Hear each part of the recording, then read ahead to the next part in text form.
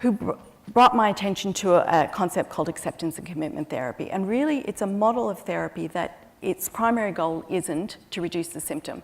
Because in a lot of cases, you can't reduce the symptom. I'm in pain, I'm in pain. And you won't be telling these clients that I can reduce your pain. You're going to be telling them I'm going to change your relationship to pain.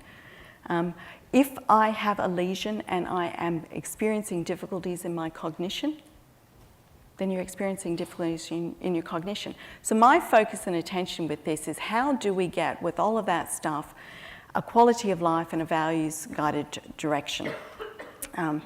And the question I'm frequently asking people is, what do you want your life to stand for? What do you want? And your core values.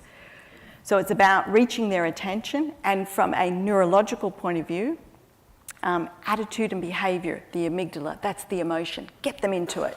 Develop motivation, dopamine. You can imagine if you've got Parkinson's disease and you've got reduced dopamine, right? That we've got, Michelle, I just need you to motivate these people. Oh, okay, I can try. Buy-in, and this is the important thing. It has to be personally relevant. It's like a physio saying, we're going to build up walking a kilometre over the course of the next 3 months to a stroke survivor. I was never a walker before, and I don't want to be a walker now. But I would actually like to work on holding my grandchild, or let me tell you what I want to do. And then you do the magic. Feedback of an incremental progress, because kids can get lost and adults can get lost and think their perception, because the process is so slow, their perception is that nothing's changing. And so I'm constantly doing a whole range of things, which is why, I could only bring on the plane a certain number of gadgets, but ultimately I'm always trying to give them a positive, in any session that we carry out, a positive idea that something's changed. And so I learned when I was working in stuttering that you do counts of stuttering, so stuttered speech.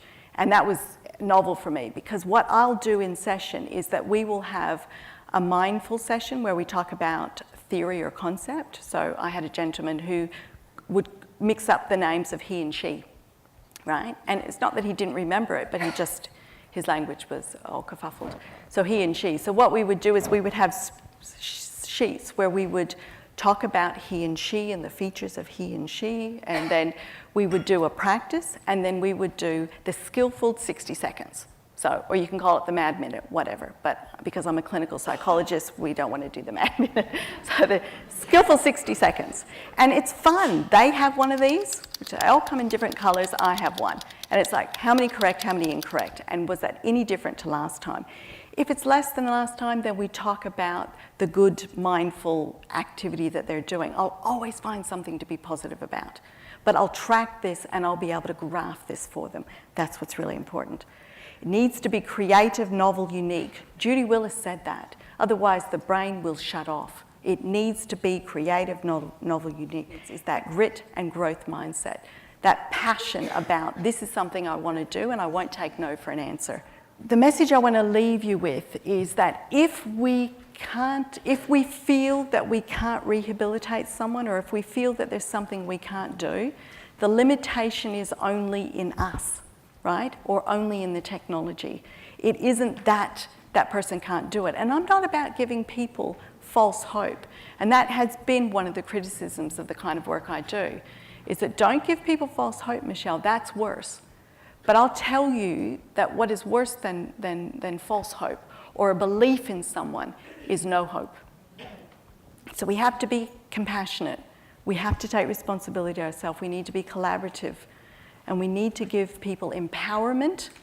And that means that we need to start to understand what is of meaning and value to them. Not what's meaning and valuable for us, but what is of meaning and valuable to them. And there are so many examples of people who've made changes in their lives. I mean, just look at Stephen Hawking. He could have said, here, motor neuron disease, I'm gone, yeah? But in actual fact, he said, I want a life of meaning and value. And when he writes, and when we hear him speak on his little gadget, we all listen, because his mind is amazing. So I just want to kind of leave you with that. That's my version of neuroplasticity. That's my version of rehabilitation. And the sky's the limit, really. It's about, if clients are coming to you and saying, I'm not getting the result that I want from this, then we have to be more innovative and collaborative. And what I mean by transdisciplinary is that we need to work not as individuals in a team, but as a team that understands what the other team members are doing.